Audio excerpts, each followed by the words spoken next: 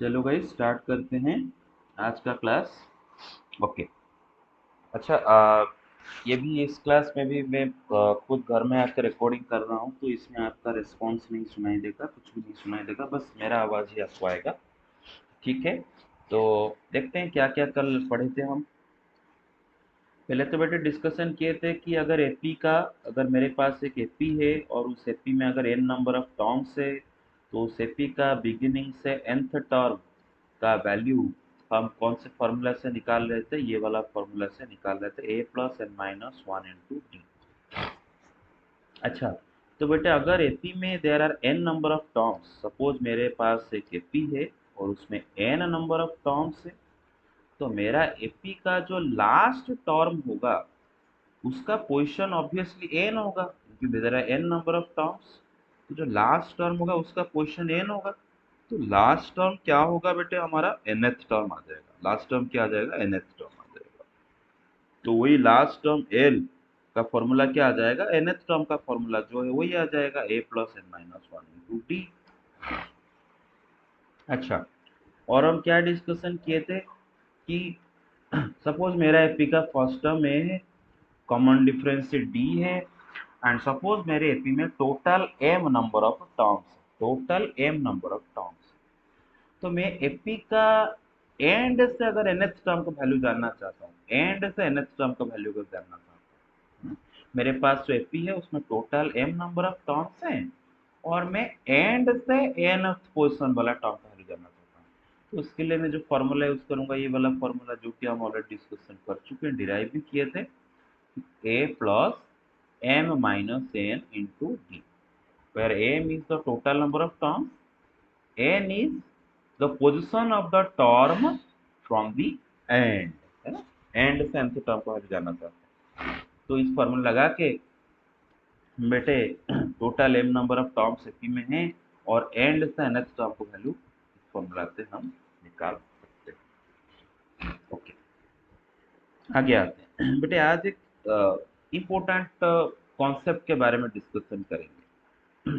Concept क्या है कि सपोज सपोज मेरे पास एक एपी है, सपोज उसमें टर्म्स है a1, a2, a3, ऐसे करके अप टू एन, ऐसे मेरे पास एक एपी है। और मानो मेरा एपी का common difference c d is equal to d let. ठीक है, ये एक एपी है और इस एपी का कॉमन डिफरेंस डी। अब अगर मैं बेटे ये एपी को रिवर्स ऑर्डर में लिखूं, मतलब ए एन, और बेटे ए एन, एन मतलब nth पोजीशन वाला टर्म, इसका प्रीवियस टर्म का पोजीशन क्या होता होगा, n-1, एन, an-1, ऐसे करके up to a3, a2, a1। मतलब मेरा एपी को, पूरा जो एपी है मैं उसको रिवर्स ऑर्डर में अभी लिखा हूँ। तो ऐसा जब लिखता हूँ, ये भी एक एपी बनेगा। कीप इन माइंड, एपी के सारे टर्म्स को अगर आप बेटा रिवर्स ऑर्डर में लिखते हो तो वो भी एक एपी बनेगा। और इस एपी का कॉमन डिफरेंस क्या आ जाएगा ना, माइनस डी आ जाएगा। क्या जाएगा, माइनस। ओरिजिनल एपी का कॉमन डिफरेंस डी था, और अगर बेटे आप अपने एपी को रिवर्स ऑर्डर में लिखते हो तो अभी जो एपी क्रिएट होगा उसका कॉमन डिफरेंस माइनस डी आ जाएगा। तो चलो इसको एक एग्जाम्पल के माध्यम से समझने की कोशिश करते हैं। सपोज मेरे पास एक एपी है 2, 5, 8, 11 एंड 14। तो आप देख सकते हो मेरा एपी का फर्स्ट टर्म 2 है, लास्ट टर्म 14 है, एंड कॉमन डिफरेंस क्या है बेटे, 3 है। देख सकते हो 2+3 5, 5+3 8, 8+3 11, 11+3 14। तो मेरे ये जो एपी है इसका कॉमन डिफरेंस क्या है बेटे, 3 है, एंड इसका फर्स्ट टर्म 2 है एंड लास्ट टर्म 14 है। अगर मैं एपी को बेटे उल्टा करके रिवर्स ऑर्डर में लिखता हूँ, 14, 11, 8, 5, 2, तो देखो बेटे अभी भी ये एक एपी ही है। This is right now, this is also an AP. ये भी एपी था, ये भी एपी ही रहेगा। क्योंकि बेटे एपी में क्या होता है ना, कोई भी टर्म से उसका प्रीवियस टर्म माइनस करने पे आपको एक कांस्टेंट मिलता है।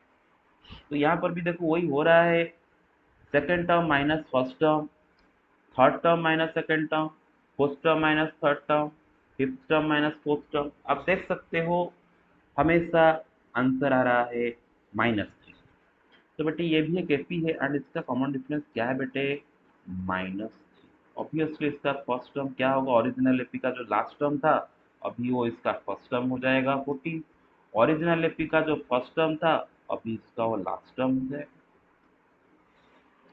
तो क्या देखे बेटे, ऐसा जब कर रहे थे, ऐसा जब एपी लिखा गया था उसका जो कॉमन डिफरेंस था, अब इसको उल्टा करके लिखने के बाद कॉमन डिफरेंस क्या हो गया बेटे, उसका नेगेटिव। ओरिजिनल एपी का कॉमन डिफरेंस 3 था, अभी उसका कॉमन डिफरेंस हो गया -।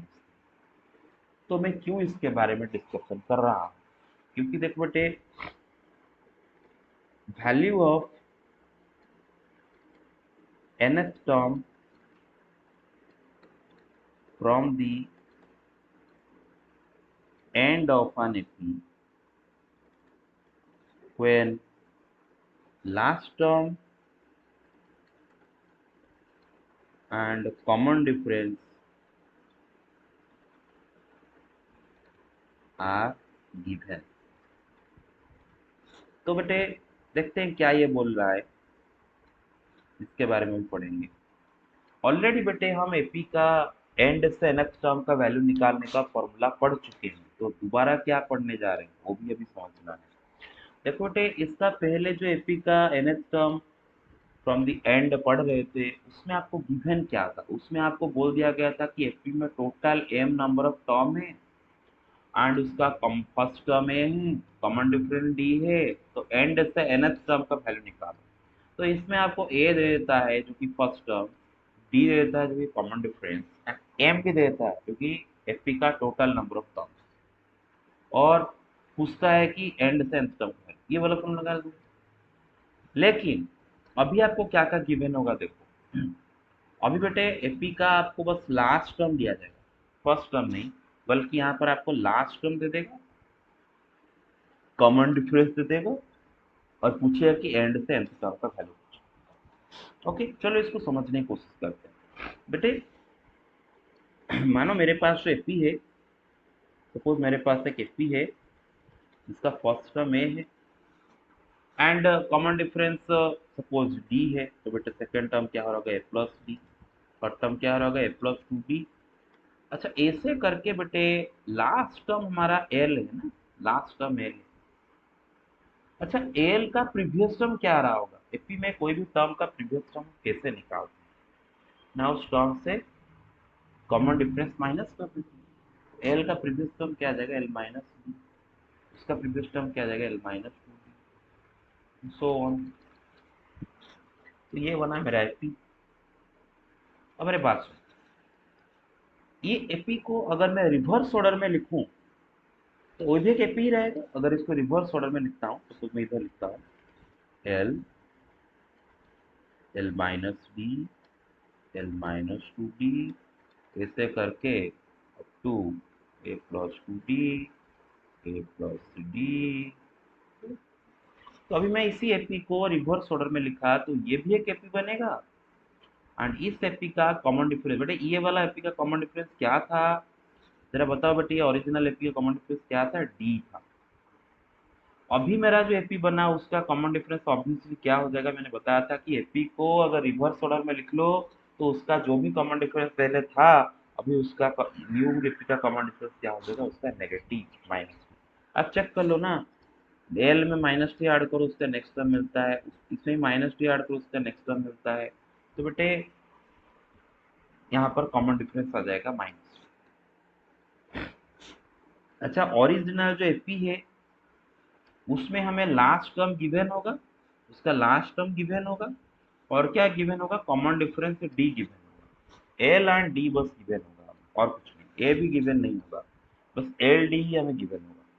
अच्छा बेटे और एल डी बस दे देगा, last term and common difference दे देगा, और एंड से nth टर्म का वैल्यू पूछ लो। एंड से nth टर्म का वैल्यू का मतलब बेटे जैसे कि बिगिनिंग से ये फर्स्ट टर्म है, लेकिन एंड से कौन फर्स्ट टर्म है, ये। बिगिनिंग से ये सेकंड टर्म, लेकिन एंड से सेकंड टर्म कौन है, ये है। बिगिनिंग से ये थर्ड टर्म, लेकिन एंड से थर्ड टर्म कौन है? तो ऐसा करेंगे एंड से nth टर्म। अच्छा अच्छा, बात सुनो, ओरिजिनल एपी का एंड से जो nth टर्म होगा उसको उल्टा करके लिखने के बाद जो एपी क्रिएट हुआ उसका बिगिनिंग से nth टर्म वही होगा।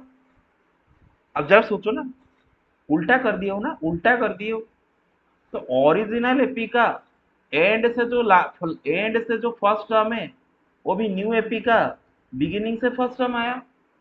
ओरिजिनल एपी का एंड से सेकंड टर्म है, न्यू एपी का बिगिनिंग से सेकंड टर्म हुआ। तो ऐसे करके ओरिजिनल एपी का जो एंड से nth टर्म होगा वो न्यू एपी का बिगिनिंग से nth टर्म होगा।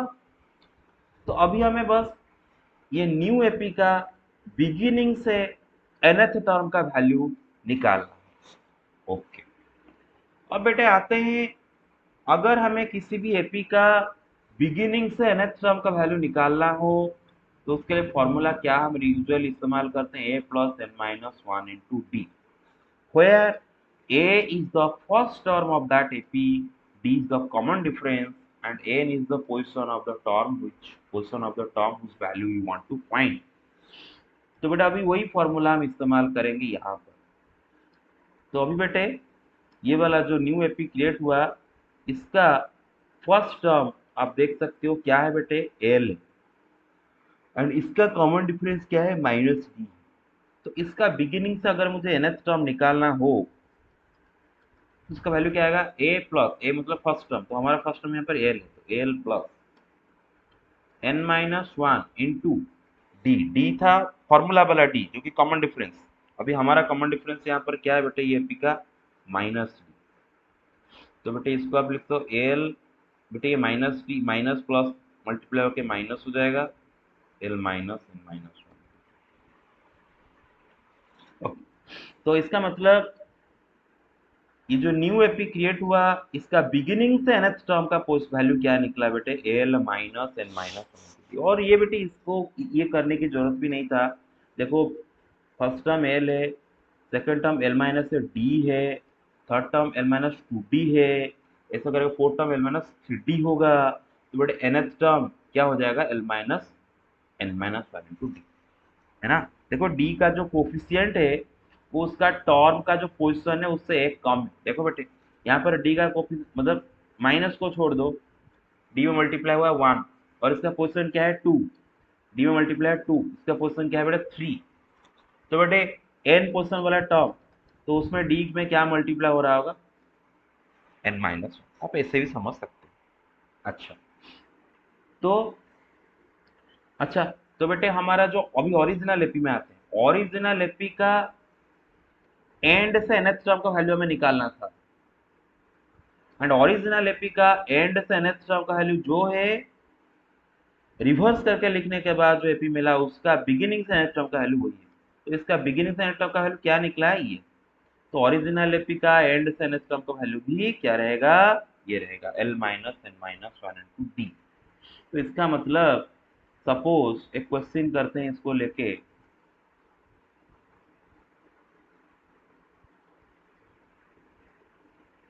फॉर एग्जाम्पल आपको अगर मैं पूछूं कि मेरे पास एक एपी है और सपोज उसका लास्ट टर्म लेट्स से 30 है एंड उसका कॉमन डिफरेंस सपोज है टू, तो मुझे बेटे एंड से फोर्थ टर्म का वैल्यू चाहिए, fourth term from the end, fourth term इसका वैल्यू मुझे चाहिए। क्या लगाऊंगा फॉर्मूला बेटे, last term l, l minus N minus one into d. तो एल है 30 माइनस एन माइनस वन, बेटे एन क्या है बेटे, लास्ट जो पोजिशन फोर, तो एन माइनस वन मतलब फोर माइनस वन मतलब थ्री इंटू डी, डी क्या है बेटे डी टू। 30 माइनस सिक्स क्या जाएगा आपका 24, हो गया। अच्छा अब आते हैं नेक्स्ट सवाल पे, और सवाल सुना बोला है कि यह sequence is defined by or is given by the formula Tn is equal to 10 minus 3n, prove that it is an AP। ये AP है, ये सीक्वेंस एक AP है, हमें प्रूव करना है। अब देखो बेटे पहला बात है कि सीक्वेंस को हम मोस्ट ऑफ द टाइम उसका nth टर्म से डिफाइन करते हैं। अभी हर बार सीक्वेंस को लिखने के लिए आपको ये जरूरी नहीं कि उसका सारे टर्म्स को लिखो, सारे टर्म्स को लिखने का कोई जरूरत नहीं है। आप उसका रूल लिख सकते हो। बेटे बताया था मैंने, सीक्वेंस से पढ़ा रहा था, सीक्वेंस का जो nth टर्म का जो फॉर्मूला होता है वो सीक्वेंस का रूल होता है। तो ये फॉर्मूला से आपको इस सीक्वेंस का फर्स्ट टर्म एन की जगह 1 रख के फर्स्ट टर्म, एन की जगह 2 रख के सेकंड टर्म, एन की जगह 3 रख के थर्ड टर्म, ऐसा करके आपको इस सीक्वेंस का सारे टर्म्स मिल जाते हैं। तो आपको सीक्वेंस का टर्म्स के वैल्यू पता चल जाते हैं। तो बस सीक्वेंस का रूल दे दो तो सीक्वेंस डिफाइन हो जाता है। तो हमारा ये सीक्वेंस का रूल है कि उसका nth टर्म का फॉर्मूला है 10 माइनस 3n। तो इससे आप इसका first term, second term, third term मालूम कर सकते हैं। और अभी हमें ये प्रूव करना है कि ये एपी एक, सॉरी, ये सीक्वेंस एक एपी है, इतना प्रूव करना है। अब मेरे बात सुनो बेटे, इस एपी का nth टर्म का वैल्यू है 10 माइनस 3n। और nth टर्म कोई पर्टिकुलर टर्म नहीं है, कोई भी पोजिशन वाला टर्म हो सकता है। ये n की जगह 1 रखो तो ये फर्स्ट टर्म बन जाता है, n की जगह 2 रखो तो सेकंड टर्म बन जाता है, n की जगह 3 रखो तो n कोई पर्टिकुलर नंबर तो नहीं है, n is a general position of any term in the AP, any term in the sequence. तो बेटे अगर मेरा सीक्वेंस का nth टर्म का वैल्यू ये है और मैं मेरा सीक्वेंस का nth टर्म का नेक्स्ट वाला टर्म का वैल्यू जानना चाहता हूँ, बेटे nth टर्म का नेक्स्ट वाला टर्म का वैल्यू क्या आ रहा होगा, n प्लस 1। तो बेटे n प्लस 1 के टर्म का वैल्यू मैं जानना चाहता हूँ। बेटे nth टर्म का वैल्यू 10 माइनस 3n है। बेटे इधर हम n के जगह n लिखे हैं तो इसीलिए 3n। अगर n के जगह n प्लस 1 लिख ले तो जहां पर n लिखा है फॉर्मूला में उधर क्या लिख देने का, खाली n plus 1, 10 minus 3 whole into n plus 1 करेंगे तो क्या होगा, 10 माइनस 3n माइनस 3। तो क्या आ जाएगा, 10 माइनस 3 कितना आ जाएगा बेटे, 7, 7 माइनस 3। तो बेटे nth टर्म का वैल्यू 10 माइनस 3n है एंड उसका नेक्स्ट वाला टर्म का वैल्यू 7 माइनस 3n है। तो अब मैं क्या करूंगा बेटे कि n प्लस 1 टर्म से nth टर्म का वैल्यू माइनस करूंगा। और माइनस करने से क्या आता है देखते हैं बेटे, 7 minus 3n n plus 1 term minus nth term is 10 minus 3 minus 10। बेटे माइनस करें तो ये प्लस 3 आ जाएगा और 3n माइनस 3 कटेगा और रहेगा क्या बेटे, माइनस। तो क्या पता चलता है कि ये सीक्वेंस का n तो कोई पर्टिकुलर टर्म नहीं है, n तो कोई पर्टिकुलर पोजीशन नहीं है। अगर n कोई पर्टिकुलर पोजीशन, n कोई पोजीशन हो सकता है एंड n प्लस 1 उसका नेक्स्ट पोजीशन है। तो क्या पता चलता है कि इस सीक्वेंस में कोई भी टर्म माइनस उसका प्रीवियस टर्म, बेटा ऑब्वियसली n प्लस 1 टर्म का प्रीवियस टर्म क्या होगा, nth टर्म होगा। कोई भी टर्म से उसका प्रीवियस टर्म माइनस कर दो तो आंसर में क्या आ रहा है बेटे, कांस्टेंट आ रहा है, which is -3 in this case. Any term आप n की जगह 1 रख के देखो, अगर आप n की जगह 1 रखोगे तो ये हो जाएगा 1 प्लस 1 2, मतलब सेकंड टर्म, और ये होगा first term, n second term minus first term minus 3। N की जगह 2 रखोगे तो ये हो जाएगा थर्ड टर्म, ये हो जाएगा second term, third term minus second term minus 3। N की जगह 3 रखोगे तो third term minus second term. Clear है ना, एन सॉरी एन की जगह 3 रखोगे तो fourth term minus third term. तो ऐसे करके आप एन की जगह एक एक नेचुरल नंबर रखते जाओ और आपको पता चल जाएगा कि बेटे इस सीक्वेंस में कोई भी टर्म से उसका प्रीवियस टर्म माइनस करने पे आपका आंसर मिल रहा है -3। तो वो आपको चेक करने की जरूरत नहीं, बस आप ऐसे देख लो कि n प्लस 1 का टर्म माइनस उसका प्रीवियस टर्म अगर कांस्टेंट आ रहा है बेटे तो डायरेक्ट हम बोल जाएंगे कि yes it is an AP, है ना। क्योंकि बेटे आप यहाँ पर n की जगह 1 2 3 4 करते चलो चलो और आपको पता चलेगा कि इसमें कोई भी टर्म माइनस उसका प्रीवियस टर्म -3 आ रहा है, इस वजह से हम डायरेक्ट इसको एपी बोल देते हैं। तो ट्रिक क्या है, आप nth टर्म आपको दिया गया होगा, आप n प्लस 1 टर्म निकाल दो और n प्लस 1 टर्म से nth टर्म माइनस कर दो। अगर माइनस करने पे कांस्टेंट आया तो हो गया भाई एपी, ठीक है। तो इस एपी का कॉमन डिफरेंस क्या आ जाएगा, -3 आ जाएगा। वही पूछा है, prove that it is an AP, और मैंने प्रूव कर दिया इट इज एन एपी। अब बेटे इससे इससे एक फंडामेंटल कॉन्सेप्ट निकल के आता है जिसको आप अभी लिखोगे। तो कॉन्सेप्ट क्या है मैं बोल देता हूँ, आप खुद लिखो। कॉन्सेप्ट यही है बेटे, ये बेटे देखो यहाँ पर मेरा जो सीक्वेंस को डिफाइन किया गया था, उसका जो nth टर्म दिया था वो nth टर्म एक लीनियर पॉलिनोमियल है ना। देख लो बेटे n का एक लीनियर पॉलिनोमियल है, लीनियर पॉलिनोमियल है सबको समझ में आता है। लीनियर पॉलिनोमियल मतलब पॉलिनोमियल विथ डिग्री 1। है ना, हाईएस्ट डिग्री 1। तो बेटे ये एक लीनियर पॉलिनोमियल इन एन है ना, यहाँ पर वेरिएबल एन, ये लीनियर पॉलिनोमियल इन एन है ना। अच्छा, तो बेटे जब भी आपको कोई भी सीक्वेंस का nth टर्म एक लीनियर पॉलिनोमियल इन एन दिया है, तो बेटे डायरेक्ट हमें ये सब करने की जरूरत नहीं, क्योंकि एमसीक्यू सवाल आएंगे तो डायरेक्ट हम लिख लेंगे कि yes it is an AP. तो फॉर एग्जाम्पल मैं कुछ एग्जाम्पल देता हूँ, जैसे कि सपोज आपको बोला है कि nth टर्म का वैल्यू, पहला एग्जाम्पल nth टर्म का वैल्यू दिया है 2n, second term nth term का वैल्यू दिया है n, nth टर्म का वैल्यू दिया है 2 माइनस n, nth टर्म का वैल्यू दिया है 3n प्लस 5, लाइक दिस। ये सब में देखो बेटे nth टर्म एक लीनियर पॉलिनोमियल इन n है बेटे, ये एक लीनियर पॉलिनोमियल इन n है, इसमें इस पॉलिनोमियल में बस एक ही टर्म है, और उस टर्म में देखो बेटे n का पावर क्या है बेटे 1 है ना, इसका डिग्री 1, तो ये लीनियर पॉलिनोमियल। ये भी लीनियर पॉलिनोमियल है बेटे, इसमें भी एक टर्म है, इसका पावर 1, लीनियर पॉलिनोमियल इन n। ये भी लीनियर पॉलिनोमियल n है, इन n है, इसमें दो टर्म है, 2 का जो एक टर्म 2 है उसमें बेटे डिग्री आपका क्या आता है बेटे 0 आता है ना, कांस्टेंट टर्म का डिग्री 0 आता है, और इसका डिग्री बेटा 1 है, तो इसके भी हाईएस्ट डिग्री 1। तो ये सब लीनियर पॉलिनोमियल इन n है। तो जब ऐसा आपको nth टर्म दिया गया होगा, तो आपको चेक करने की जरूरत नहीं, हम डायरेक्ट बोल देंगे कि yes it is an AP, हाँ ये एक एपी। इनफैक्ट हम यहाँ पर इनका कॉमन डिफरेंस भी डायरेक्ट बोल सकते हैं। बेटे देखो आपको ये जो सीक्वेंस दिया था उसको, उसका जो nth टर्म दिया था वो लीनियर पॉलिनोमियल था, इसीलिए हम डायरेक्ट बोल सकते हैं कि इट इज एन एपी। अब एपी का कॉमन डिफरेंस क्या आ जाएगा, हमारे यहाँ पर कॉमन डिफरेंस क्या है बेटा, चेक कर लो हमारे यहाँ पर कॉमन डिफरेंस क्या आया है, 7, why have I written 7 minus 3n, sorry, it should have written only 7, okay, sorry, yes, this is 7 minus 3n, okay, this 7 minus 3n, sorry, yes, 10 minus 3 7 minus 3, okay, subtraction is done here, मैं सोचा कि यहाँ पर मैं subtraction किया, okay ठीक, कोई नहीं। हाँ, तो बेटे आपको सीक्वेंस का nth टर्म अगर एक लीनियर पॉलिनोमियल इन n दिया है तो डायरेक्ट हम बोल देंगे कि वो एपी है, एंड उसका कॉमन डिफरेंस क्या होगा बेटे, देख लो बेटे यहाँ पर कॉमन डिफरेंस क्या है हमारा, -3 आया है ना, -3। और बेटे जो सीक्वेंस, ये जो nth टर्म दिया था उसमें बेटे n का कोफिशिएंट भी क्या था बेटे -3 था, देख लो n का जो भी n का कोफिशिएंट था वही आपका कॉमन डिफरेंस आया। तो इससे एक फंडामेंटल कॉन्सेप्ट ये निकलता है कि पहला तो अगर nth टर्म एक लीनियर पॉलिनोमियल n दिया है तो एक एपी हो जाएगा। दूसरा बात है बेटे n का जो भी कोफिशिएंट है वही आपका कॉमन डिफरेंस हो जाएगा। तो बेटे ये एपी का कॉमन डिफरेंस, ये सीक्वेंस एक एपी है, इसका कॉमन डिफरेंस क्या रहेगा 2 रहेगा। ये भी एक एपी है, इसका कॉमन डिफरेंस क्या रहेगा 1 रहेगा। ये भी एक एपी है, इसका कॉमन डिफरेंस क्या रहेगा -1 रहेगा, n का कोफिशिएंट क्या है -1। ये भी एक एपी है, इसमें n का कॉमन डिफरेंस क्या आ जाएगा 3।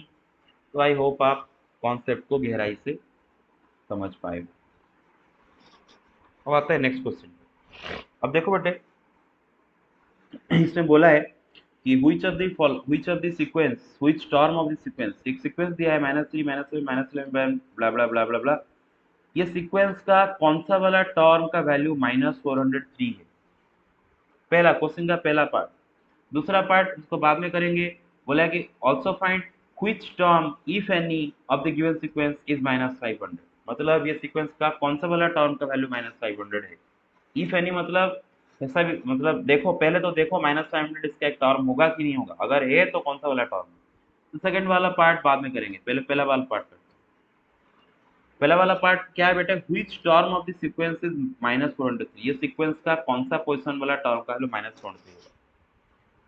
लेकिन पहले तो हमें डिसाइड करना होगा ये सीक्वेंस किस टाइप का है, क्या कोई रैंडम सीक्वेंस है, क्या अरिथमेटिक प्रोग्रेशन है, कि ज्योमेट्रिक प्रोग्रेशन है, ब्ला ब्ला ब्ला। ऑलरेडी हम अरिथमेटिक प्रोग्रेशन पढ़ चुके हैं, ज्योमेट्रिक प्रोग्रेशन नहीं पढ़े हैं, तो आपको लगेगा कि हाँ सर अरिथमेटिक प्रोग्रेशन होगा, हम अरिथमेटिक प्रोग्रेशन में कर लेते हैं।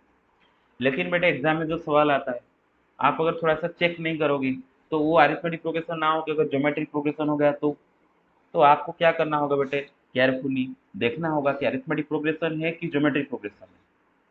तो बेटा क्योंकि उसने कुछ नहीं दिया है, सीक्वेंस एपी है कि जीपी है, कुछ भी नहीं दिया है, तो उसको चेक करना है। बट ये जो सीक्वेंस दिया है इसका कोई भी टर्म से उसका प्रीवियस टर्म माइनस करके देखो, -7 से -3 माइनस करके देखो, -11 से माइनस माइनस करके देखो बेटा, आप हमेशा एक कांस्टेंट मिल रहा है आपको, और वो कांस्टेंट क्या मिल रहा है बेटा? -4 मिल रहा है। तो बेटा अगर सीक्वेंस का कोई भी टर्म से उसका प्रीवियस टर्म माइनस करने पे कांस्टेंट मिलता है तो हम उसको आंख मूंद कर क्या बोल देते हैं बेटा? एपी बोल देते हैं।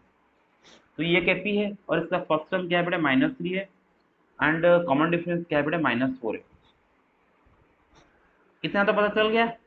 अब मुझे ये पता करना है कि इस एपी का कौन सा वाला टर्म का वैल्यू -403 है।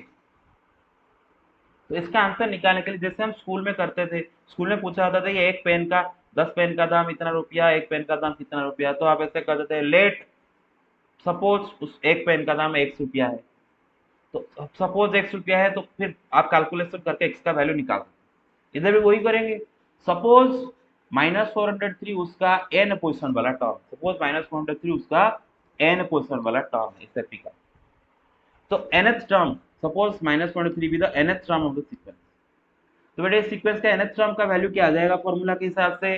फॉर्मूला क्या लगेगा बेटे? a plus n minus 1 into D, nth term का फॉर्मूला। यहाँ पर a है -3, d है बेटा आपका -4, ध्यान रखो, मतलब ये which is equal to -403। अब आप बेटे इसको सॉल्व करोगे, और बड़े प्यार से इसको सॉल्व करने से n का वैल्यू आ जाता है 101। तो हम लिए थे ना लेट -403 nth टर्म, और n का वैल्यू 101 आया, तो मतलब -403 का पोजीशन क्या है बेटा? 101। -403 the 101st term of the sequence.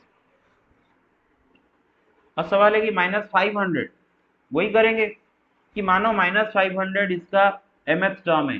अच्छा बेटा एक बार nth टर्म को इस्तेमाल कर चुके हैं, n को ऑलरेडी इस्तेमाल कर चुके हैं, और n का वैल्यू भी निकल चुका है।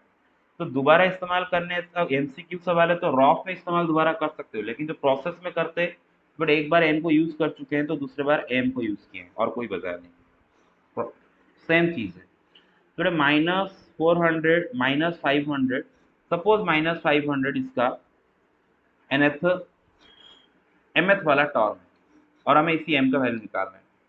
तो बेटा एपी का mth टर्म का वैल्यू क्या आ जाएगा? एपी का mth टर्म का वैल्यू क्या आ जाएगा ना? a plus m-1 into D, इस फॉर्मूला के हिसाब से।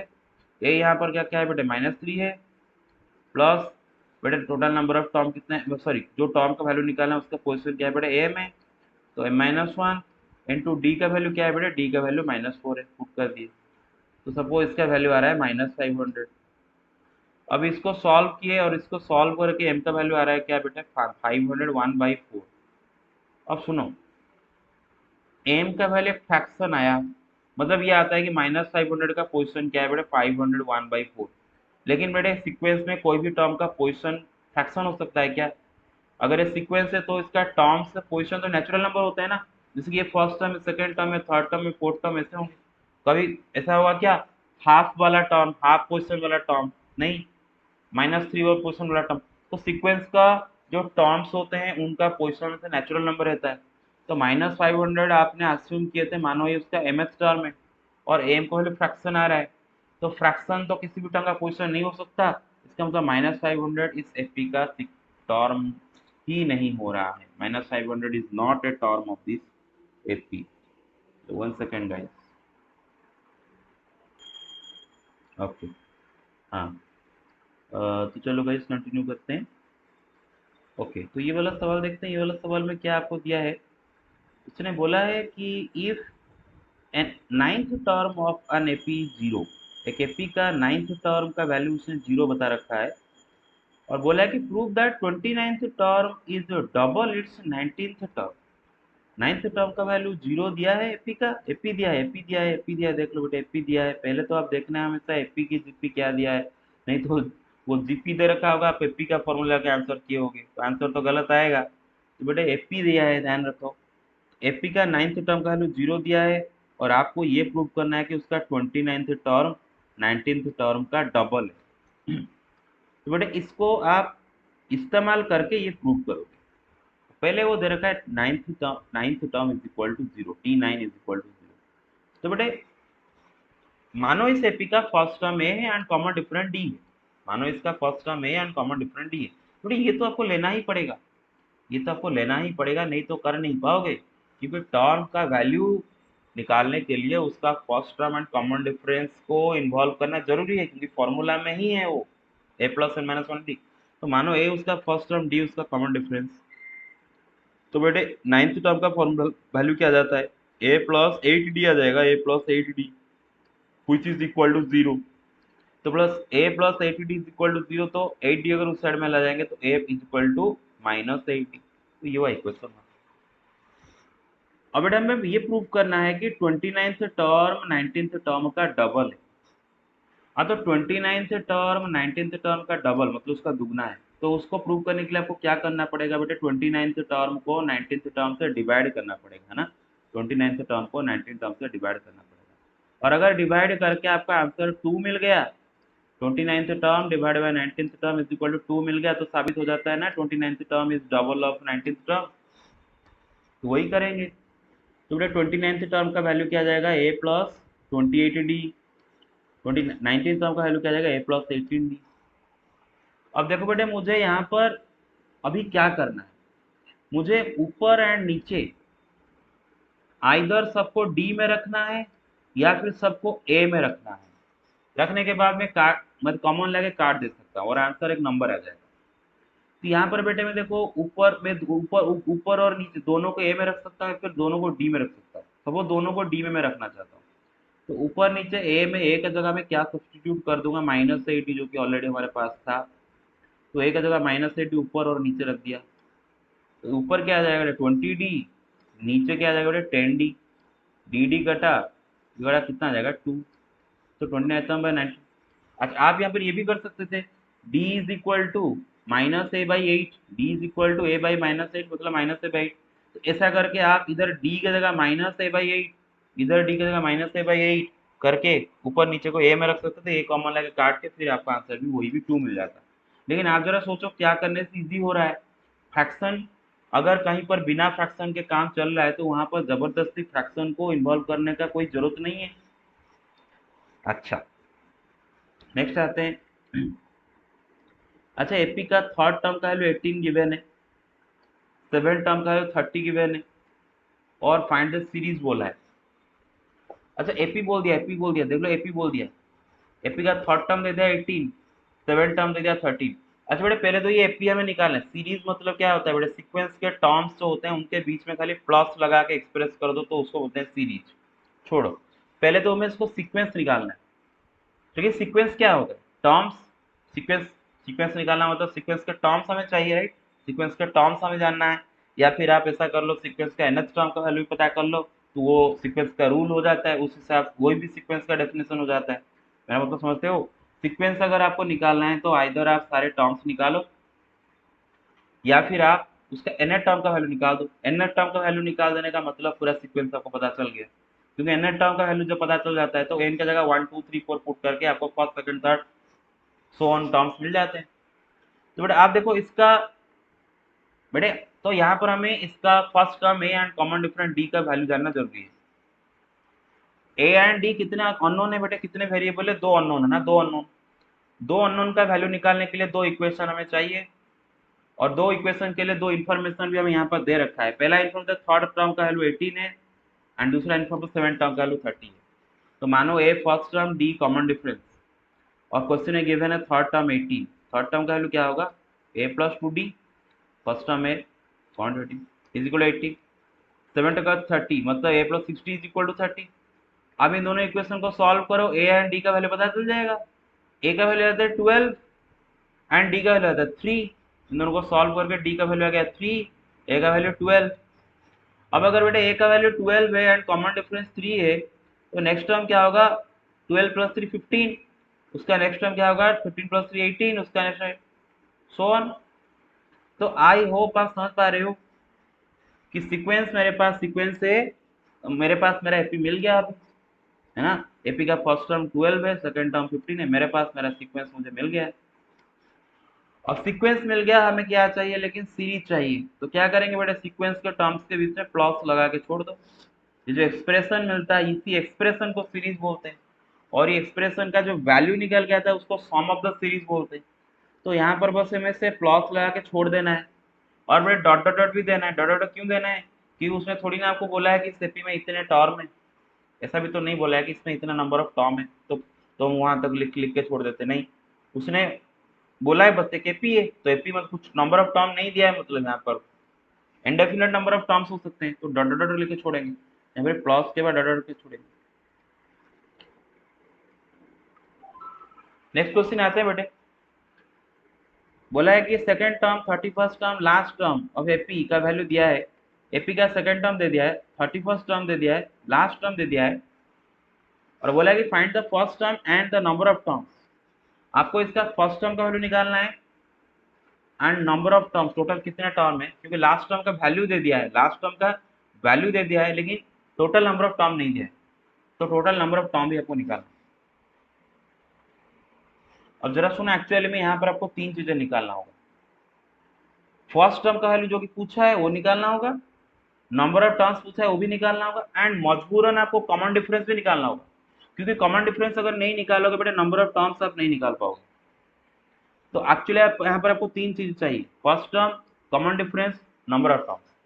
तीन अननोन, तीन अननोन का वैल्यू जानने के लिए तीन इक्वेशन चाहिए, तो तीन इक्वेशन आपके पास यहाँ पर मौजूद है, तीन पीसेस ऑफ इंफॉर्मेशन। चलो इस्तेमाल करते हैं। मानो इसका फर्स्ट टर्म ए है एंड मानो कॉमन डिफरेंस डी है। अच्छा, उसने बोला है कि सेकंड टर्म का वैल्यू इतना है, फर्स्ट टर्म ए कॉमन डिफरेंस डी, तो सेकंड टर्म क्या आ जाएगा, ए प्लस डी है ना, सेकंड टर्म क्या आ जाएगा, देखो second term T2, second term का वैल्यू दे रखा है 7 हो 3/4, T2 सेकंड टर्म क्या होगा, ए प्लस डी, 7 हो 3/4 कितना है, तो 31/4, ये एक इक्वेशन मिला। 31st टर्म का वैल्यू देखा 1/2, 31st T 31 था 1/2, 31st टर्म क्या हो जाएगा, a plus 30d equal to 1/2। अब ये दोनों इक्वेशन को सॉल्व करो बड़े प्यार से, आपका a का वैल्यू d का वैल्यू पता चल जाएगा। d का वैल्यू आ जाता है -1/4 एंड a का वैल्यू आ जाता है बेटे 8। ठीक है, तो फर्स्ट टर्म का वैल्यू पूछा था जो कि मिल गया, और कॉमन डिफरेंस हमें मिल भी गया, वो है -1/4। लेकिन अभी बचा है नंबर ऑफ टर्म। अच्छा, उसके लिए बेटा हमें ये लास्ट इंफॉर्मेशन यूज करना होगा। लास्ट टर्म का वैल्यू उसमें दिया है -6 होल 1/5 1/2। अच्छा, एक बात जरा सोचो कि मानो मेरा एपी में total n number of term है, मानो मेरे एपी में total n number of term है, जिसके वैल्यू हमें चाहिए, नंबर ऑफ टर्म्स चाहिए। सपोज मेरे एपी में n नंबर ऑफ टर्म्स है, तो बेटे मैं अगर मेरे एपी में n नंबर ऑफ टर्म्स है, तो उसका जो लास्ट टर्म होगा उसका पोजीशन n होगा, मतलब वो nth टर्म होगा, है ना। तो बेटे यहाँ पर nth टर्म का वैल्यू ये दिया है। दोबारा बोल देता हूँ, आपको चाहिए नंबर ऑफ टर्म्स निकालना। तो सपोज मान लो इसका टोटल टोटल इसमें n नंबर ऑफ टर्म्स है ना, total n number of terms है, तो जो लास्ट टर्म होगा उसका पोजीशन क्या होगा, n होगा, मतलब nth टर्म होगा। तो nth टर्म या फिर लास्ट टर्म का वैल्यू उसने क्या दिया है बेटे, इतना दिया है। तो nth टर्म का वैल्यू क्या दिया है, -13/12। बेटे देखो, ये मिक्स फ्रैक्शन है और आगे माइनस लगा है, पहले इसको करो, ये क्या होगा, 6 12 + 1 13, 13/2 और आगे माइनस लगा है। तो मतलब लास्ट टर्म या फिर in this case nth term is equal to -13/2। तो nth टर्म का वैल्यू क्या होता है, a + n - 1 2d is equal to -13/2। a का वैल्यू d का वैल्यू मिल चुका है, तो इसको सॉल्व करके n का वैल्यू आ जाता है बेटे 59। इसका मतलब कितने टर्म है टोटल इसमें, 59 टर्म्स। ठीक है, ओके। हाँ, तो चलो गाइस कंटिन्यू करते हैं। एग्जाम्पल 8 से बेटे, एग्जाम्पल 8 क्या है बेटे ना, the fourth term of an AP is equal to 3 times the first term. AP है, एपी दिया है बेटे, ध्यान रखा करो, एपी का फोर्थ टर्म उसका फर्स्ट टर्म का 3 टाइम्स, मतलब ऐसा देखो बेटा, मानो इस एपी का फोर्थ टर्म को T4 लिख रहे हैं, फर्स्ट टर्म को T1 लिख रहे हैं, तो T4 is equal to 3T1। दूसरा इन्फॉर्मेशन क्या दिया है, and the seventh term exceeds twice the third term by 1। Twice the third term मतलब थर्ड टर्म का ट्वाइस है ना, उससे सेवेंथ टर्म एक ज्यादा है बेटे। एक्सीड करने का मतलब ज्यादा होना है, एक्सीड करने का मतलब ज्यादा, मतलब सेवेंथ टर्म का वैल्यू थर्ड टर्म का ट्वाइस से एक ज्यादा है। तो ऐसा है क्या ना, seventh term T7 is equal to twice the third term plus 1 है ना। थर्ड टर्म का जो ट्वाइस, इससे सेवन टर्म एक ज्यादा है, आप देख सकते हो चीज। और क्या बोला है, find the first term and the common difference. आपको फर्स्ट टर्म कॉमन डिफरेंस निकालना है, तो दो वेरिएबल निकालना है, दो वेरिएबल का वैल्यू, तो उसके लिए दो इक्वेशन जरूरत है, दोनों इक्वेशन आपको यहाँ पर मिल जाएगा। कैसे, पहले तो आपका अस्यूम करना होगा, मानो फर्स्ट टर्म ए है एंड कॉमन डिफरेंस डी है। According to the question fourth term is equal to thrice the first term, और फर्स्ट टर्म क्या है बेटे, ए है, फोर्थ टर्म क्या होगा बेटे, ए प्लस थ्री डी हो जाएगा, ए plus three d is equal to three a. तो ये एक इक्वेशन मिला बेटे ए डी को लेके। और बोला है seventh term is equal to twice the third term plus one. तो सेवेंथ टर्म क्या होगा, a plus six d, third term क्या है, ए प्लस टू डी। तो इसको सॉल्व करके ए डी का और एक इक्वेशन मिल गया। बेटा ये दोनों इक्वेशन को आप सॉल्व करोगे तो आपको डी एंड ए का वैल्यू पता चल गया। तो वही आपको सवाल में पूछा था, find the value of A and D. तो गाइस आज के लिए इतना ही, नेक्स्ट क्लास में हम बाकी क्वेश्चन कंटिन्यू करेंगे। Thank you very much, bye.